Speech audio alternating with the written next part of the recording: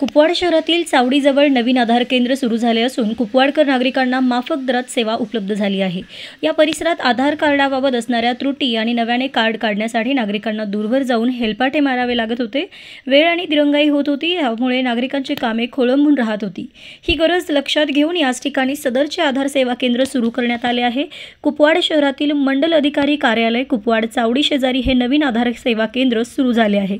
या सेवा केंद्राच्या शुभारंभ प्रसंगी माजी मंत्री आमदार सुरेश भाऊ खाडे, आमदार इद्रिसभाई नाईकवडी, जनसुराज्य पक्षाचे समितदादा कदम, भाजपचे नेते पृथ्वीराज बाबा पाटील, भाजपचे शहर जिल्हा अध्यक्ष प्रकाश ढंग, माजी नगरसेविका गीतांजली ढोपे पाटील, माजी उपनगराध्यक्ष कुमार पाटील यांच्यासह अनेक मान्यवर उपस्थित होते।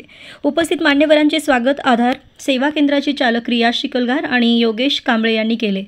कुपवाड शहर आणि परिसरातील लोकांना महत्त्वाची आणि सोयीस्कर सुविधा इथं मिळणार असून आधार कार्ड संबंधित सर्व सेवा अत्यंत जलद आणि माफक दरात उपलब्ध होणार असून त्याचा नागरिकांनी लाभ घ्यावा असे आवाहन चालक योगेश कांबळे आणि रिया शिकलगार यांनी केले आहे।